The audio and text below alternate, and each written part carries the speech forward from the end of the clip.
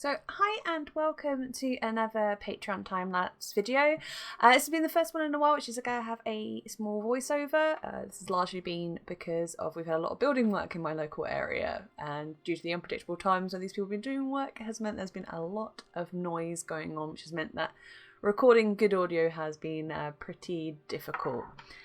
Anyway, so the piece that is in this time-lapse is what my patrons voted for back in August, which was a picture of Howl and Sophie from the movie Howl's Moving Castle, which I'm not gonna lie, I was very happy when it came up because Howl's Moving Castle is one of my favourite Ghibli films. Can't really explain why, I just really enjoy it. I really like the just the story of it, but also just a lot of the artwork and animation that they present in it.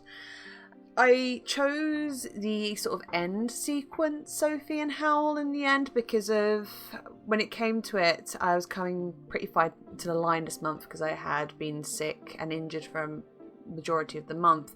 So I went for something that was very simple in regards to sort of the actual composition. And for this, the only sort of thing I could very quickly come up with in thumbnail that worked was the sort of last sort of closing image you see of Howl and Sophie at the end of the movie with them sort of going off into the sunset. So I ended up selecting that one, even though, if I'm honest, I'm not really a huge fan of what they put Howl in at the end of the movie.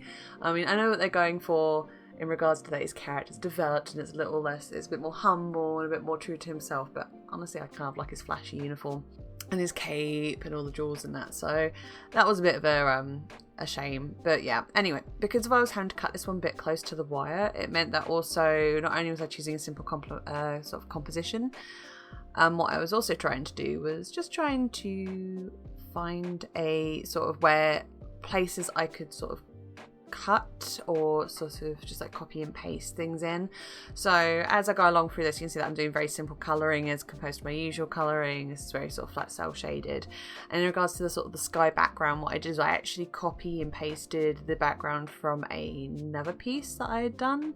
It's actually my So Cuckoo picture that I did a little while ago, which I'll probably use in a video at some point.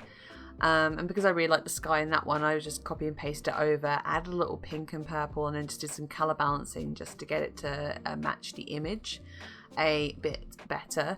As you're probably guessing from the footage, this is not my usual sort of computer footage. This is a Procreate sort of capture. I'm finding at the moment that I'm using my iPad a lot for doing pieces, only because of a lot of the time it's more convenient for me, particularly where I sprained my ankle a couple of weeks ago, and I also had shoulder issues with my shoulder since May. It's a lot easier for me with my sort of medical history and conditions to be able to use my iPad just to sit and do some drawing. It's a lot easier for me to take breaks and not overly strain my joints. Anyway, enough about my health. So I hope that you've enjoyed getting this update from me and that you've enjoyed watching my process. And thank you very much for watching.